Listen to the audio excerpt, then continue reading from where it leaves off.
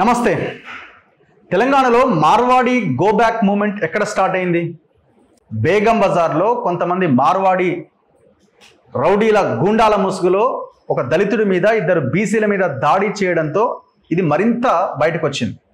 అప్పటికే నివురుగప్పిన నిప్పుల మా వృత్తి వ్యాపారాలని మా జీవితాలని దోపిడీ చేస్తున్నారని నెంబర్ దందా చేస్తున్నారని ఎప్పటి నుంచో ప్రజల్లో ఈ వాదన బలంగా ఉన్నా ఈ ఇన్సిడెంట్తో బయటకు వచ్చింది.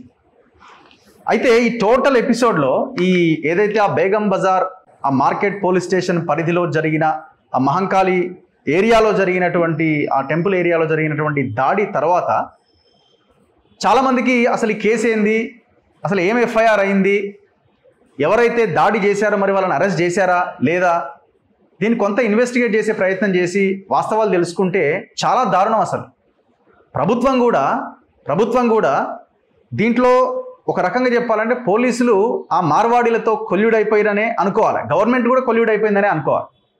లేకపోతే కేసు పెట్టిన వీరు, ఎఫ్ఐఆర్ చేసిన మీరు సరైన సెక్షన్లు పెట్టకుండా ఇంతవరకు ఒక్కరిని కూడా అరెస్ట్ చేయలే. ఎవరైతే బాధితుడు ఉన్నాడో ఆ దళితుడు ఏం పేరు, ఎడ్ల సాయి కిరణ్, అతనికి దెబ్బ తగిలింది, పన్నిరిగింది, రిపోర్ట్స్ ఉన్నాయి, సీసీ ఫుటేజ్ ఉంది. మరి ఎందుకు అరెస్ట్ చేయరు? అరెస్ట్ చేయకపోగా సెక్షన్లు కూడా సరైన సెక్షన్లు పెట్టలే. మరి ఎవరి ఒత్తిడి మేరకు పెట్టారు?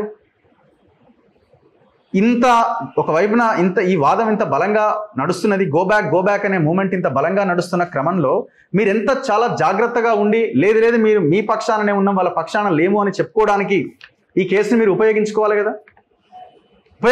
కదా. ఎంత దారుణం చూడండి. అసలు యాక్చువల్గా ఏం జరిగిందంటే, నా ముందు ఎఫ్ఐఆర్ ఉంది, నా ముందు రాంప్రసాద్ గారు ఉన్నారు. సో ముందు నుంచి ఈ కేసు విషయంలో కొట్లాడుతున్నారు రాంప్రసాద్ గారు, తెలంగాణ శ్యామ్, వీళ్ళందరూ ఈ కేసుని చాలా బాగా ముందుకు తీసుకొచ్చి ఇప్పుడు ఎవరి చేతిలో లేదు, ఇప్పుడు ఇది మూమెంట్ ఎవరు నడిపిస్తలేరు, ప్రజల చేతిలోకి వెళ్ళిపోయింది. ఇదే కేసు కారణం. అసలు కేసు ఏంది? Police station, market police station, Hyderabad, 2025 FIR number 134/2025, 31/7/2025 నాడు నమోదైన ఎఫ్ఐఆర్. దాడి కూడా అదే రోజు జరిగిన దాడి. సెక్షన్ 118 అప్ టు 10 years వరకు జైలు శిక్ష పడే కేసు సెక్షన్ ఇది. 352 red with 3 of 5 BNS and SC/ST act.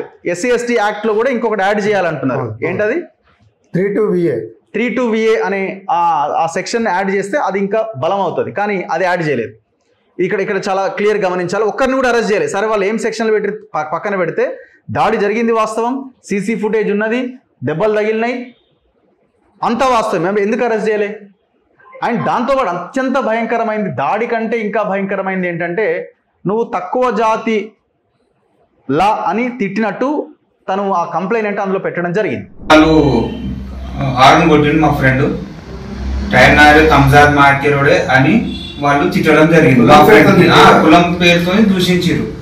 కులం పేరుతో చూసి, అరే క్యా భాई मैं क्या बोला आपको, सिर्फ హారన్ మారా आप लोग इतना बड़े కైకు బాత్ కరే అనగానే లోపల వాళ్ళ అల్లుడు వాళ్ళ అత్తగారింటి ముంగట నేను నా ప్రతాపం చూపించుకోవాలని అక్కడ బొల్లారంలో ఇక్కడ ఉండేటైనా ఆయన వీడికి వచ్చి మొత్తం మా మిత్రునికి వాళ్ళ అల్లుడు మామ కొడుకు మా మిత్రునికి కొట్టేసి అంతా మార్వాడి జైన్ మార్వాడి ఆయన ఆపి ఆయన అడుగుతుంది, నేనెందుకు కొట్టిరు ఇక్కడ అన్న? నాకు ఇట్లా మా మిత్రునికి పైన దాడి జరిగిందని నాకు తెలియగానే నేను ఇమ్మీడియట్లీ వచ్చేసిన.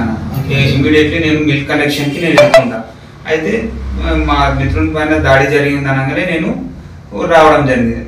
రాగానే తూ క్యా రే దూద్ బేచ్ లేనే వాళ్ళే, తూ క్యా తెరి అవకాత్ క్యా అది అని నా మీద అంటే మా మిత్రుని రక్తం అదంతా చూసి నాకు బర్దాజు కాలేదు. నేను కూడా నేను 2-3 కోపడ్డా, నేను కూడా కొట్టేసిన. ఇక నుంచి స్టార్ట్ అయిపోయింది గొడవ.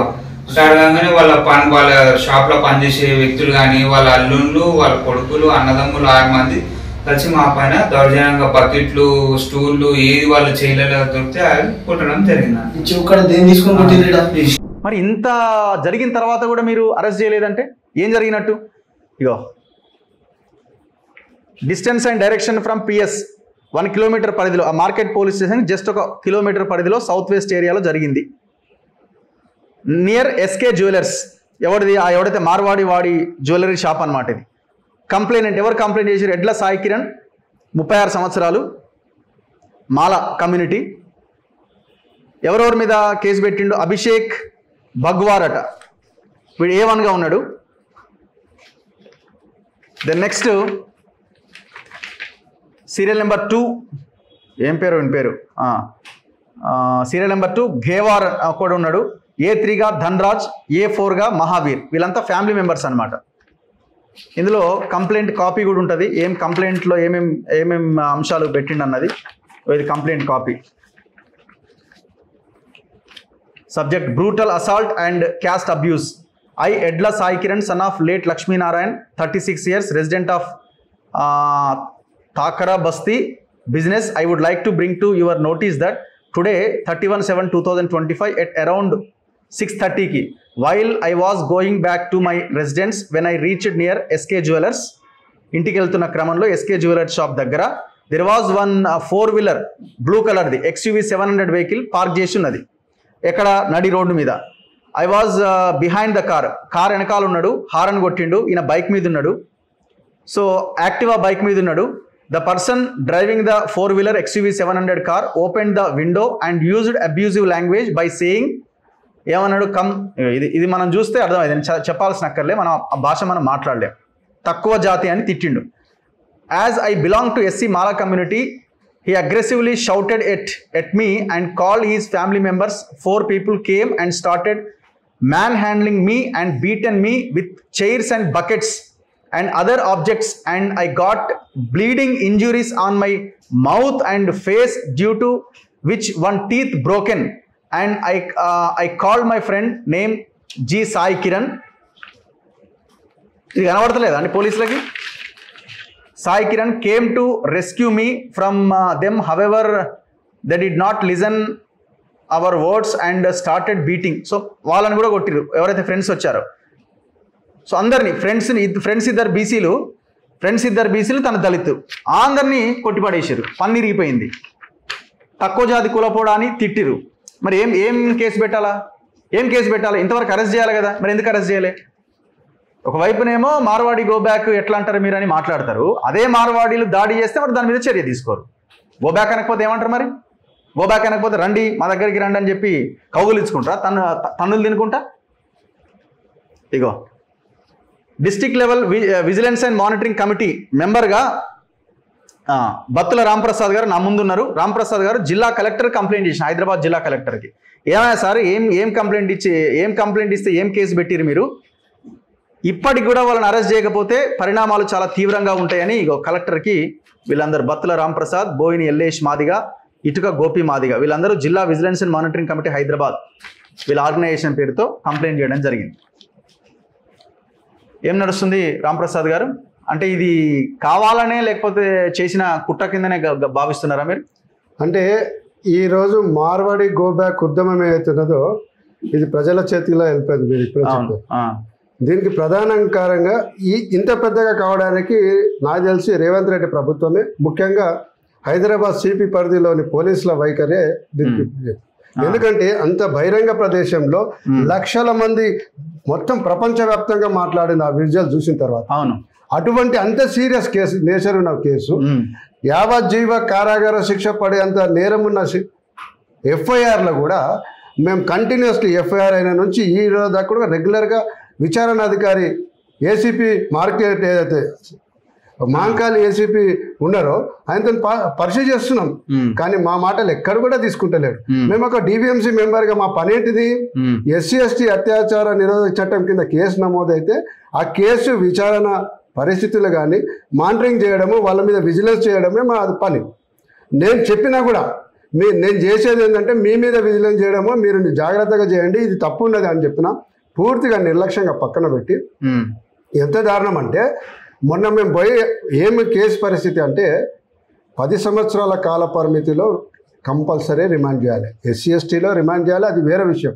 వీళ్ళు చెప్తున్న BNSS ప్రకారం కూడా 118 క్లాస్ 2 ప్రకారము BNS ప్రకారము ఇది యావజ్జీవ కారాగార శిక్ష లెవెల్లో ఉన్న నేరం కాబట్టి ఇమీడియట్గా చేయాలి. ఏమంటాడంటే దానికి మేము ఇండైరెక్ట్ ఏం చెప్తున్నా అంటే 35(3) BNSS కింద నోటీస్ ఇచ్చినాం. అంటే ఇప్పుడు గతంలో 41 years CRPC నోటీస్ అంటున్నాం. ఇంత పెద్ద కేసులో 6 విచక్షణ రహిత బకెట్లు, ఇన్పరాడ్లు వాటితో వీటితో కొట్టి పన్ను డ్యామేజ్ అయింది, పన్ను ఇరిగిపోయిందని వీళ్ళు ఎఫ్ఐఆర్ చేసిన దాంట్లో ఎఫ్ఐఆర్ లో కూడా మెన్షన్ చేసి, కానీ అటువంటి కేసులో 41 years నోటీస్ ఇచ్చేసి మేము ఛార్జ్ షీట్ వేస్తామని చేతులు దుప్పుకుంటున్నాం. ఇది ఇలాంటి నిర్లక్ష్యమే ఈరోజు మార్వాడి గోబ్యాక్ ఊతమిచ్చిందని చూడండి. BNS 118 అనేది భారతీయ న్యాయ సంహితలోని సెక్షన్ 118. ఇది ప్రమాదకరమైన ఆయుధాలు లేదా సాధనాల ద్వారా స్వచ్ఛందంగా గాయపరచడం లేదా తీవ్రమైన గాయం కలిగించడం గురించి వివరిస్తుంది. దీని ప్రకారం ఎవరైనా తెలిసి ప్రమాదకరమైన ఆయుధాలు లేదా సాధనాలు ఉపయోగించి మరొకరిని గాయపరిస్తే, తీవ్రమైన గాయం కలిగిస్తే వారికి శిక్ష విధిస్తారు. సాధారణంగా ఈ నేరానికి జైలు శిక్ష మరియు జరిమానా విధించబడతాయి. సో ఇది నేర తీవ్రతను బట్టి ఎబో 10 years ఇది మరణానికి కూడా కారణమయ్యే అవకాశం, అది కూడా అవకాశం ఉన్నది. సో ఇది మీరు అన్నట్టు లైఫ్ వరకు వెళ్ళే ఉన్న కేసు ఇది. అంటే ఇది 118(2) ఏమంటది అంటే గతంలో 326 ఉండే, పదునైన ఆయుధాలతో డేంజర్ గా కొడితే అది 10 సంవత్సరాల కాల పరిమితి.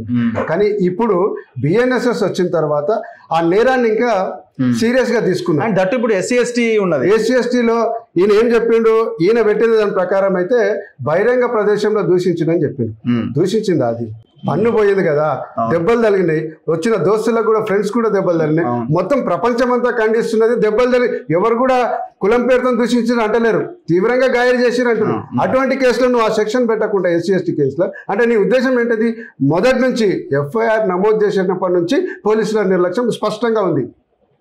ఇంత దారుణమైన వ్యవహరిస్తే మాకు SC/STలకు ఎక్కడ న్యాయం జరుగుతుంది? ఇది హైదరాబాద్ క్యాపిటల్ సిటీ సెంటర్లో జరిగింది, రాష్ట్ర రాజధాని. ప్రపంచం అంతా మా దగ్గరకు వచ్చే ఉంటున్నారు వాళ్ళు, మార్వాడి వాళ్ళు కూడా మా దగ్గరకు వచ్చింది. ఇప్పుడు ఎంత దారుణం అంటే ఇప్పుడు టకారా బస్తీ అనేది SCలు డామినేషన్ గల ఏరియా ఎప్పుడు 90s లో.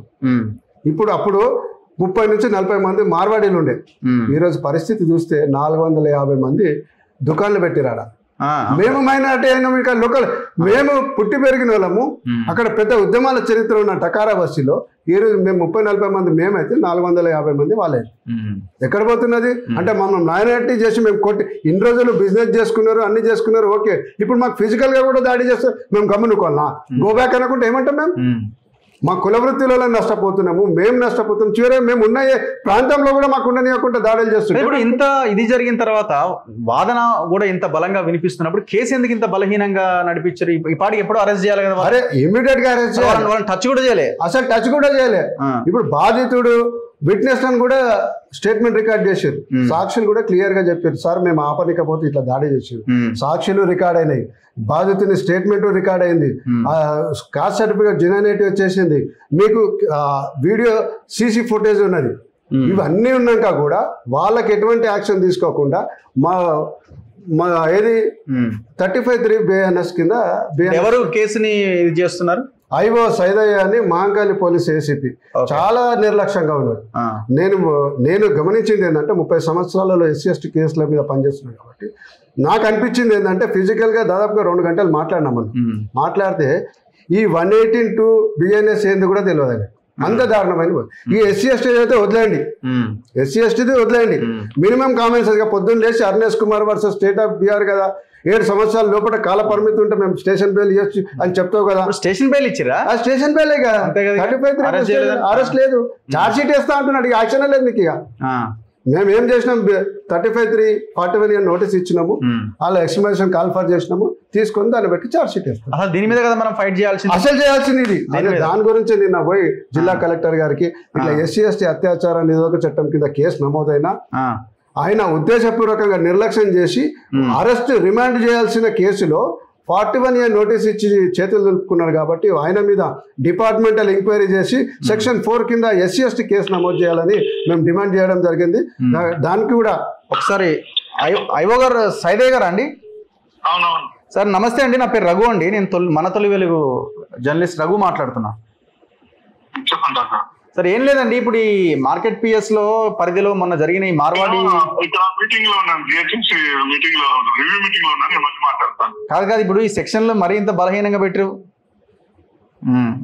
అది మాట్లాడాడు. చెప్పండి అన్న, ఆయన ముందే మీటింగ్ లో ఉన్నాను చెప్పొచ్చు. అదే మార్వాడి కేసు అనగానే కథమే. అయితే దీంట్లో ఏంటిదంటే రేవంత్ రెడ్డి గారు సమాధానం చెప్పాలి. ఎందుకు నేను అంటానంటే బహిరంగ ప్రదేశాల్లో దూషించారు, ఎస్సీ ఎస్టీ కేసులు అయ్యారు, స్టేషన్ బెయిల్ ఇస్తూ 100% స్టేషన్ బెయిల్ ఇచ్చే చట్టం కాదు అది, కంపల్సరీ రిమాండ్ చేయాల్సిందే. సరే చిన్న చిన్న కేసులలో అవి జరుగుతున్నాయి. ఇంత పెద్ద రాష్ట్రం ప్రపంచమంతా మాట్లాడుతున్న కేసులో కూడా ఇంత నిర్లక్ష్యం చేస్తే దీని బాధ్యత హోమ్ మినిస్టర్ నీ చేతులు ఉంది కదా. సివి ఆనంద్ గారు చాలా నిజాయితీ గల ఆఫీసర్, స్ట్రిక్ట్ ఆఫీసర్ అంటున్నారు కదా. మరి ఎక్కడ పోయింది నిజాయితీ, ఎక్కడ పోయింది నువ్వు చట్టం, ఎక్కడ పోయింది రాజ్యాంగం, ఎక్కడ పోయింది? దీని మీద మాట్లాడాల్సింది కదా మీరు. అంటే క్లియర్గా తెలంగాణ సమాజం అంతా ఒకవైపు, మీరు మార్వాడీలకు ఒత్తాసు పలుతూ బీజేపీ ఎట్లయినా పోయింది, కాంగ్రెస్ కూడా అట్టే పోతుందా? ఎక్కడ పోతున్నది? నేనేమంటున్నా, మా డిమాండో ప్రజల డిమాండో కదా. బహిరంగ ప్రదేశంలో పన్ను విరగొట్టి దాడి చేసి కులం పేరుతో దూషించిన ఇంత పెద్ద కేసులో కూడా నువ్వు న్యాయం చేయకపోతే నాకు ఏ కేసుల్లో ఎస్ఎస్టీలో న్యాయం చేస్తావు? ఏం చేస్తావు? ఇప్పుడు మేము ఎవరిని అడిగే పరిస్థితి లేదు. కలెక్టర్ ఏమంటారు? కలెక్టర్ గారు ఇమీడియట్ గా డిపార్ట్మెంటల్ ఎంక్వైరీకి కాల్ఫర్ చేశారు. 1 వీక్ లోపల రిపోర్ట్ ఇస్తే మేము తప్పనిసరి దాని మీద కేసుకు ఎస్సీ కేసు కింద మేము రిఫర్ చేసేది. ఆలోపైన చార్జ్ షీట్ వేసి పడేస్తే ఇంకేముంది? అదే జరుగుతుంది సార్. చార్జ్ షీట్ వేసినా ఆయన వదిలేది లేదు.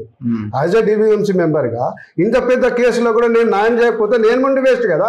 పోలీసు కూడా ఆయన ఎవరి ఇన్ఫ్లుయెన్స్ తో చేసి ఉంటాడో అంతేనా? వాళ్ళ ఇన్ఫ్లుయెన్స్ పొలిటికల్. మార్వాడీలు 150 దుకాణాలు ఉన్నాయి నా బంగారు దుకాణం. ఇన్ఫ్లుయెన్స్ కాదా? అంతే కదా, 100% ఇన్ఫ్లుయెన్స్ అవుతాడు. ఆ రోజు నేను శ్యాము మిగతా యాక్టివిస్టులం అందరు పోయి బాధితులతో మాట్లాడి మీరు 48 గంటల్లో అరెస్ట్ చేయకుంటే గో బ్యాక్ మార్వాడి డిమాండ్ మీద మేము ముందుకు పోతామని చెప్తే ఇమీడియట్గా మాకు పోలీసు వాళ్ళు, ఇంటెలిజెన్స్లు, విజిలెన్స్, టాస్క్ ఫోర్స్లు ఆడికొచ్చిర్రు. మీరు ఎట్లా అంటారు గో బ్యాక్ అని? అంటే మేము ప్రశ్నించిన వాళ్ళకు న్యాయం చేయమని అడిగిన వాళ్ళకు టాస్క్ ఫోర్స్, ఎస్ఓటీ, ఆయనకి నిందితునికేమో 35(3) BNS కింద రిలీఫ్ చేస్తావా? ఎక్కడ పోతున్న చట్టం ఇది? తెలంగాణ రాష్ట్రం ఉద్యమాల పొరిటిగడ్డ. మేము ప్రశ్నిస్తాం, మా జీన్స్లోనే ఉంటుంది, మా డిఎన్ఏలోనే ఉంటుంది. మేము న్యాయం చేయమని బాధితునికి భరోసా కల్పించి నిందితులను అరెస్ట్ చేయమంటే మా మీద టాస్క్ ఫోర్స్ కేసులు పెట్టించి ఒత్తిడి చేపించి ఆ డిమాండ్ చేసింది ఫస్ట్ నేనే. ఓకే, మీరు 48 అవర్స్లో అరెస్ట్ చేయకుంటే, ఇలా సెక్షన్ మార్చి అరెస్ట్ చేయకుంటే మేము ఇమీడియట్గా గో బ్యాక్ మార్వాడి అని కాదు. అవకాశం ఉందా ఇమీడియట్ గా సెక్షన్ మార్చకపోయినా ఈ 118(2) ప్రకారంగా చేసేయచ్చు కదా? చేయాలి, 100% చేయాల్సిందే. మీరు సివి ఆనంద్ గారికి, రేవంత్ రెడ్డి గారికి ఇప్పుడు నేను డిమాండ్ చేస్తున్నా, ఇంతవరకు జరిగింది ఏదైనా జరిగింది నిజాయితీగా మీరు ఎస్సీ ఎస్టీల పట్ల చిత్తశుద్ధి ఉంటే 25% ఉన్న జనాభాకు మీరు రక్షణ కల్పించలేకపోతే సిటీ సెంటర్లో కొట్టిన కేసు ఇమీడియట్గా ఈ 6-7 మంది, అంటే 10 మంది దాడి చేశారు, 6 మంది పేర్లతో గుర్తుపడినాం మేము. ఆ 6 మందిని ఇమీడియట్గా 35(3) నోటీస్ అవుతుందో దాన్ని క్యాన్సిల్ చేస్తూ రిమాండ్ పంపించాల్సింది. బాధితులను బెదిరించిరా లేకపోతే వాళ్ళు సైలెంట్ అయ్యారా? లేదు, బాధితుడు గట్టిగా ఉన్నాడు, 100% గట్టిగా ఉన్నాడు. కాకపోతే మీడియా పూర్వకంగా బయటికి వచ్చే ఇంట్రెస్ట్ లేదు. ప్రతిరోజు నాకు ఫాలోఅప్ చేస్తున్నాడు, చాలా సీరియస్గా ఉన్నాడు. ఎందుకంటే అన్న నేను సిటీలో నాకు అసలు కులం అంటే తెలియదు. ఆయన అన్న మాట ఏంటంటే నాకు కులం అంటే ఏమి తెలియదు అన్న, వాడు నీచి జాతి అని అన్నాడు చూడన్న. ఆ రోజు నేను బాధపడ్డా, నా పన్ను పోయింది కూడా లేదు. నేను సిటీలో నాకు 4 బంగారు ఉంగరాలు బ్రేస్లెట్ వేసి ఇంత హుందాగా ఉంటా, నా కులం నాకు తెలియదు. వాడు వచ్చి నీచే జాతి వాళ్ళని కొడితే అన్న పబ్లిక్లా లక్షల మంది చూసిరు. దాని దగ్గర నేను ముఖం బయటకు పెట్టలేకపోతున్నా కదా, ఆ బాధ నాకు. అంత ఫీలింగ్లో ఉన్నాడు. 100% నిలబడ్డా. ఆయన ఒకటే మాట చెప్పింది, నాకు 100 మంది ప్రెషర్ చేసినా, ఏ రాజకీయ పార్టీని ఒత్తిడి చేసినా నేను కేసు మాత్రం కాంప్రమైజ్ చేయలేదు. కానీ మీడియా ముంగట నేను రావడానికి నాకు కొంచెం ఇబ్బందిగా ఉందన్న, అదొకటి చెప్పింది. ప్రతిరోజు ఫాలోఅప్ చేస్తున్న వ్యక్తి అయినా బాధితుడు కాంప్రమైజ్ అయ్యే అవకాశం లేదు. ఇంకోటి నేను స్పష్టం చేయదలుచుకున్న సమాజానికి, SC ST non compoundable case. ఈవెందో ఎవరు కాంప్రమైజ్ అవడానికి లేదు, అయినా కానీ కేసు నడిపించాల్సిందే. మాలాంటి ఉద్యమకారులం మేము ఈ కేసును సీరియస్గా తీసుకున్నాం. తప్పకుండా దీని వెనుక ఉంటాం. నిందితులను అరెస్ట్ చేయాల్సిందే, ఎస్సీ ఎస్టీ చట్టాన్ని గౌరవించాల్సిందే. దాంట్లో ఎటువంటి అదే లేదు. నేను ఇప్పటికైనా చెప్తున్నా, మహంకాళి ఏసీపీ ఎవరుతున్నారో మీరు సీరియస్గా ఇప్పుడైనా కళ్ళు తెరవండి. నేను మొన్నటిదాకా కూడా ఈ చట్టాల గురించి అసలు చూసుకోలేము. నేను ఎక్స్పీరియన్స్గా చెప్తున్నా. అందుకనే నువ్వు ఇప్పుడైనా తీసుకొని ఆ 35(3) క్యాన్సిల్ చేయాల్సిందే. నిందితులను అందరినీ రిమాండ్ చేయాల్సిందే. లేకుంటే ఆ ఉద్యమం అంతా కూడా ఆ మార్వాడీలకు వ్యతిరేకంగా ఏ విధంగా చేసినామో మహంకాళి ఏసీపీ మీద కూడా పోలీస్ వ్యవస్థ మీద కూడా మేము చేస్తామని హెచ్చరిస్తున్నాం. ఎక్కడ పోతున్నది ఇది? ఇంత దారుణమా? ఇప్పుడు ఈ మూమెంట్ చూస్తే మీకేమనిపిస్తున్నది? దీంట్లో ఇప్పుడు మొత్తం ప్రజల చేతుల్లోకి వెళ్ళిపోయింది. 100% ప్రజల చేతిలో పోతున్నది. రాజకీయ పార్టీలు ఇన్వాల్వ్ అయ్యి మేము ఏదో మాట్లాడాలని చెప్తున్నారు. మేము మార్వాడీల తరఫున ఉన్నాం. మార్వాడీల తరఫు ఉంటే రేపు ఎలక్షన్ లో తెలుస్తుంది. భారతీయ జనతా పార్టీ ఇప్పుడు మొన్న కాంగ్రెస్ కూడా అన్నది, మహేష్ కుమార్ గారు గుజరాతీలకు పోమని. మేము గుజరాతీలకు ఎందుకు పోతున్నాం? ఇక్కడ ఉన్న కుల వృత్తులకు మీకు ఎంత దారుణం అంటే, అదే టకారా బస్సు ఆ పాట్ మార్కెట్ అవుతుందో అక్కడ మన స్వర్ణకారులు రోజు కూలీ లాగా అయిపోయారు. వాళ్ళు అక్కడ వాళ్ళ దగ్గర షాప్ ముందల కూలీ లాగా పనిచేస్తున్నారు. ఒక ఐటమ్ చేస్తే గానీ వాళ్ళ ఇల్లు పోయి ముట్టించే పరిస్థితి లేదు. తెలంగాణలో పుట్టి పాపం చేసుకున్నాం. మేము మా దగ్గర వచ్చి మేము కూలీలాగా ఎందుకు అంటున్నాం? అక్కడున్న స్వర్ణకారులు ఆ దుకాణంలో ఉండాలి కావాలని మా ఎజెండా. వాళ్ళతో మాకేమున్నది? మార్వాడీలకు స్థాయి ఏమైందంటే ఇక్కడ ఆర్థికంగా బలపడమే కాకుండా ఇక్కడున్న వనరులను నష్టం చేసుకుంటూ జీరో బిజినెస్ చేసుకుంటూ బిల్లు కిలో బంగారం అమ్మితే, నేను ప్రాక్టికల్గా చూసిన, కిలో బంగారం అమ్మితే 100 గ్రాములకు బిల్లు ఉంటుంది, జిఎస్టీ ఉంటుంది. 900 గ్రాముల బంగారానికి జిఎస్టీ ఉండదు. తర్వాత మీకు దేశంలో ఎక్కడ అమ్ముడుపోయిన బంగారం అయినా ఇక్కడ అమ్ముతారు. కల్తీ మొత్తం వాడే, కల్తీ వాడే, నూనె వాడే, కల్తీల మహారాజులు ఉంటారు మార్వాడీలు. ఆ మార్వాడీలకు వీళ్ళు వత్తాసు పలుతూ బండి సంజయ్ మాట్లాడతారు. మాధవిలత ఇంకో దారుణం ఏంటంటే, బిజినెస్లు కల్తీలు పక్కన పెడితే ఈ ఉద్యమం వచ్చిన తర్వాత నాతో చాలా మంది మాట్లాడుతున్నారు. మహీంద్రా హిల్స్లో మాధవిలత ఉంటుంది. ఆమె ఇంటికి 1 కిలోమీటర్ దూరంలో హనుమాన్ మందిర్ అని ఒక టెంపుల్ ఉంటుండే. హనుమాన్ మందిర్లో మనోళ్ళు కమిటీ చేసి ఆ టెంపుల్ మెయింటైన్ చేస్తుండే. ఈరోజు మార్వాడీలో చేయబోయి సాయిబాబా ట్రస్ట్ పెట్టి మొత్తం ఆ టెంపుల్ అంతా వాళ్ళు కబ్జా చేశారు. మార్వాడలు మనోళ్ళు పోయారు. నీకు ఇక్కడ భూలక్ష్మి టెంపుల్ ఉంటుంది, ఏదో ఉస్మానియా హాస్పిటల్ పోతుంది, అది పక్క మనోళ్ళు భూలక్ష్మమ్మ అని మనం పేరు పెట్టుకొని కింద పోయి చేస్తాం. ఈరోజు మార్వాడీల చెట్ల కబ్జాలు మొత్తం గోశాలన్నీ మార్వాడీల చెట్లు పోతాయి. మనము మీరు గోసేవ అంటే సేవ అనుకుంటారు, అది కాదు. 100% బిజినెస్. అది కొన్ని కోట్ల బిజినెస్ రెవెన్యూ జరుగుతుంది అక్కడ. మొత్తం ఆ ఉన్న పాలు కానీ మిగతా మీలాంటి వాళ్ళని అంటుంది కదా, రోహింగ్యాలని బయటికి పంపండి, ముస్లింల చేత ఓవైసీ బ్యాచ్ అంతా రజాకారుల లెక్క దాడి చేస్తుంటే మీరందరూ ఎందుకు వచ్చి మాట్లాడతలేరు? రగన నేను ఒక మాధవిలత అంటుంది కదా, అది మాధవిలతకు మన ఆయన బండి సంజయ్కి ఒక చెప్తున్నా, 11 సంవత్సరాల నుంచి భారతదేశంలో ఎవరి పాలన ఉందా? భారతీయ జనతా పార్టీ. అదే గుజరాతీ నరేంద్ర మోడీ, అమిత్ షాలు ఉన్నారు కదా. మరి రోహింగ్యాలు వచ్చి లక్షలు హైదరాబాద్ నుండి ఏం చేస్తున్నారా మీరు? నువ్వు కేంద్ర హోంమంత్రిగా నువ్వేం చేస్తున్నావా? నన్ను చెప్తావు. ఒక దళిత ఉద్యమకారునికి మావనికి అన్యాయం జరిగిందని నేను పోరాటం చేసి ఇది వదిలేంటో రోహింగ్యాల నువ్వేం చేస్తావా? నీ భారతీయ జనతా పార్టీ ఏం చేస్తుంది? నీ సనాతన ధర్మం ఏం చేస్తుంది? నీ హిందుత్వం ఏం చేస్తుంది? ఏం తమాషా చేస్తురా? రాజ్యం నీ చేతిలో ఉన్నది, పాలన నీ చేతిలో ఉన్నది. మేమంటే పోయి రోహింగ్యా బ్యాక్ మరి నువ్వేం చేస్తావు? సపోర్ట్లు కొడతావు. ఇంటర్నల్గా కిషన్ రెడ్డి ఆమె అసదుద్దీన్ ఓవైసీ దోస్తులుండి ఇంటర్నల్గా బిజినెస్ చేసుకోవచ్చు, మీరు అలైబలై చేసుకోవచ్చు. మేమేమో మా వాళ్ళ పోరాటం చేసి వదిలేసి అంటే నేనంటే రోహింగ్యాలకు పడతా. మరి నువ్వేం చేస్తావు? నీ భారతీయ జనతా పార్టీ ఏం చేస్తుంది? తమాషా చేస్తున్నారా? మా మీద దాడి చేస్తున్నారని మేము గోబ్యాక్ మార్వాడి అంటే మా పక్షాన నిలబడి ఇప్పుడు అక్కడ జరిగిందా దళిత హిందూ మీదనే కదా దాడి జరిగింది. ఆమె ఏమంటదంటే, నేను కూడా ఒక వీడియో చేసిన మాధవిలత మీద, మీరు చూసే ఉంటాం. అవును, చూసి చాలా చిన్న దాడి జరిగితే దాన్ని భూతద్దంలో పెట్టి చూస్తారా? అంటే బహిరంగ ప్రదేశంలో నీచే జాతి వాళ్ళే అని చెప్పి పండ్లిరగొట్టి చెవులిరగొట్టి చేసిన కేసులో చిన్నదంట.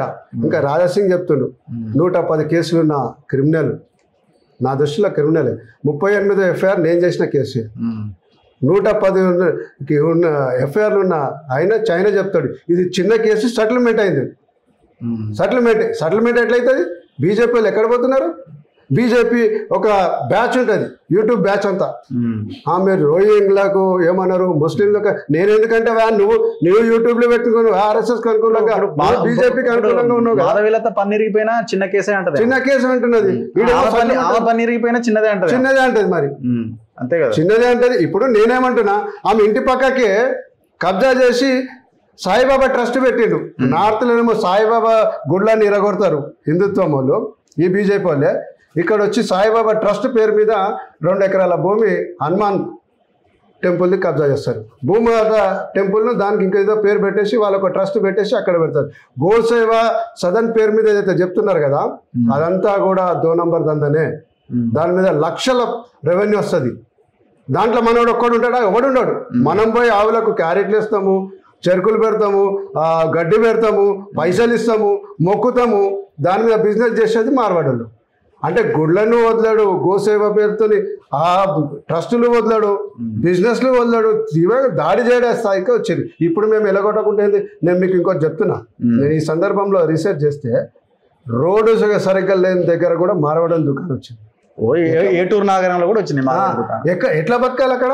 మా డిమాండ్ ఏంటి అంటే గోబ్యాక్ మార్వాడి అంటే ఒక గోబ్యాక్ మార్వాడే కాదు, ప్రతి గ్రామంలో మా కుల వృత్తుల వాళ్ళు, మా తెలంగాణకు సంబంధించిన వాళ్ళే వ్యాపారాలు జరగాలి, వాళ్ళకే మా బిజినెస్ ఇవ్వాలి, మనం అన్న కూడా అక్కడనే కొనాలి అనేది మేము ప్రచారం చేస్తున్నాము. దాంట్లో భాగంగానే గోబ్యాక్ అంటున్నాం. 100% అంటాం.